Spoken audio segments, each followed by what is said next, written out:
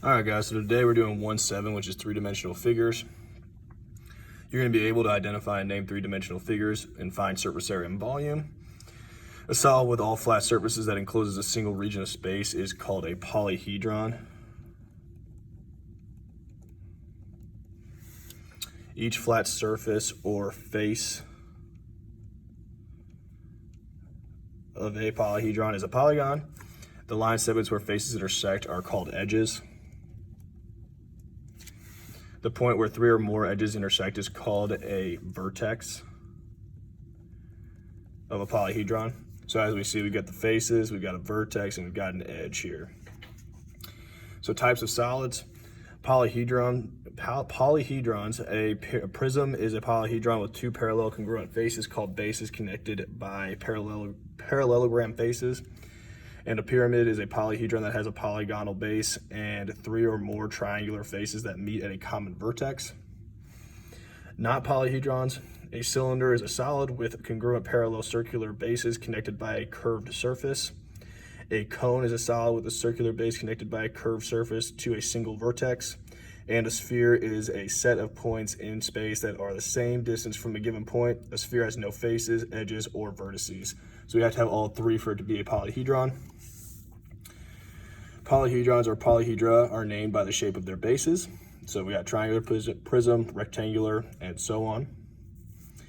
Symbols can be used in naming the faces of polyhedra. The symbol rectangle means rectangle. The symbol triangle means triangle, and the symbol circle means a circle. So determine whether each solid is a polyhedron, then identify the solid. If it is not a polyhedron, name the bases, faces, edges, and vertices. So this first one, we've got a cone, and we know over here, cones are not polyhedrons.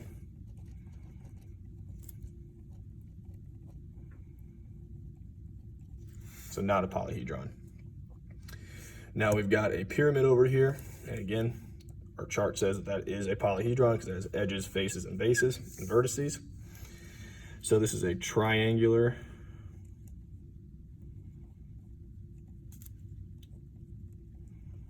prism. The bases are going to be our triangles.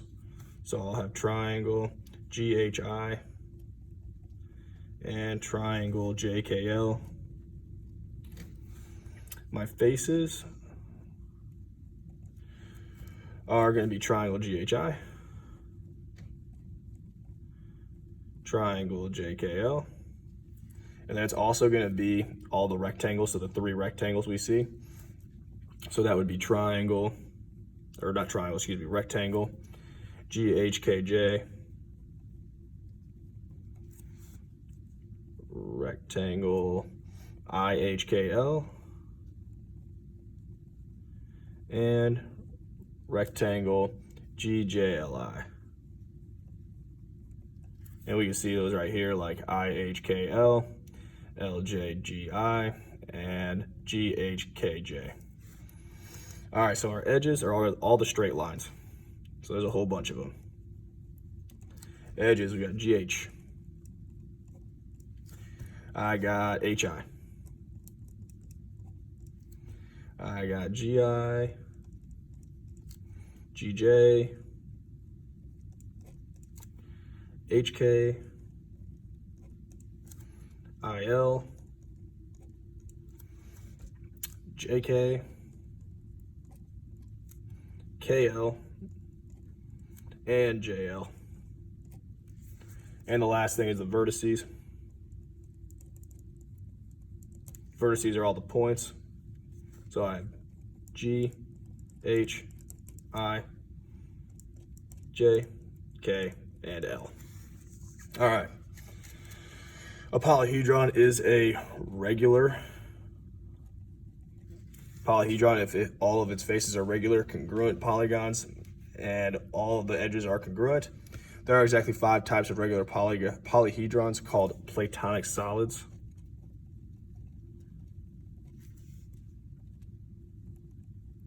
And they're named that because Pluto used them extensively in his stuff.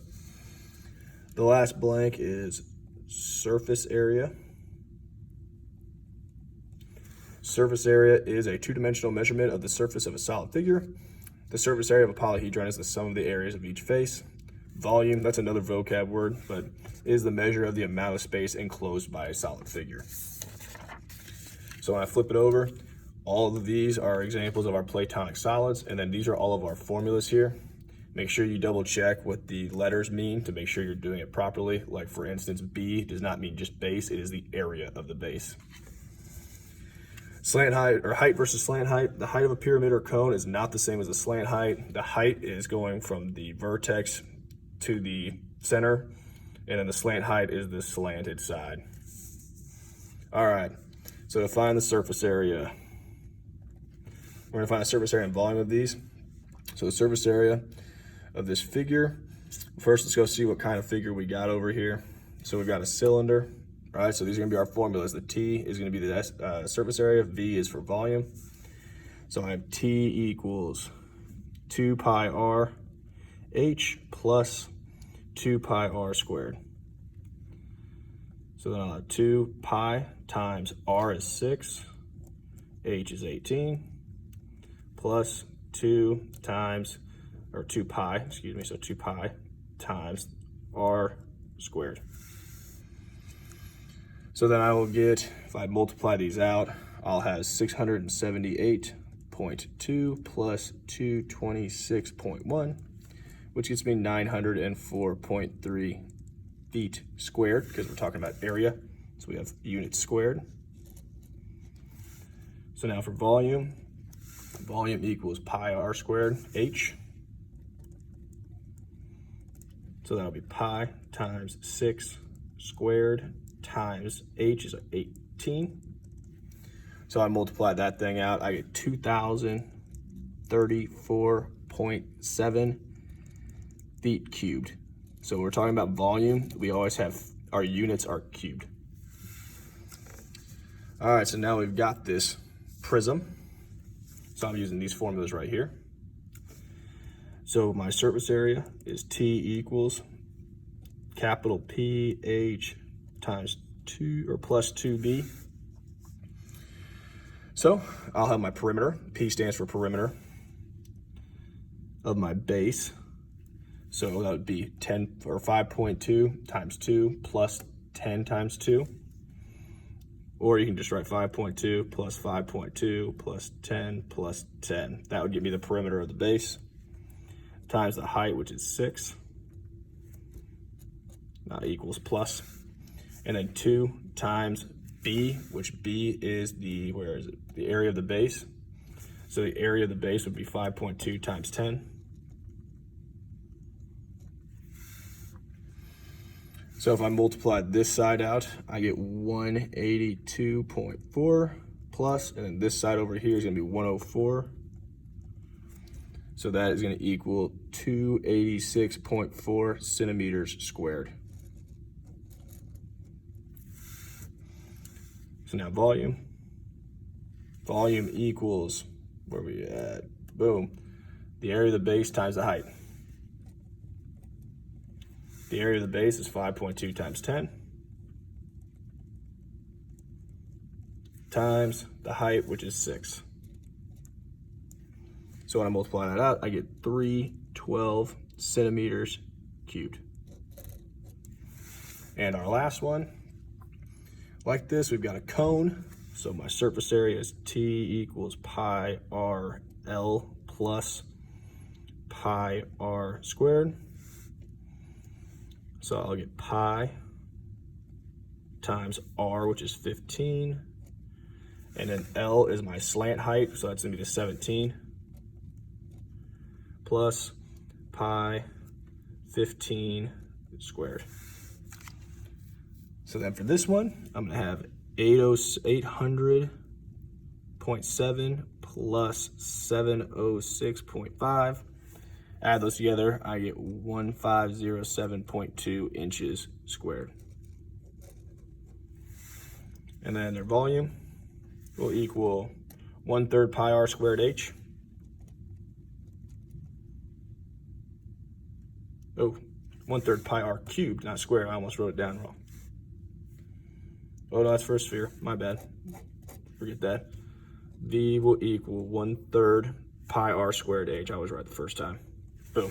All right, so there's our formula. And so now I just plug in my information. So 1/3 pi times r is 15 squared times h, which is 8. Multiply that out, I get 1884 inches cubed. All right, last one. The volume, Jessica is making spherical candles using a mold that is 10 centimeters in diameter.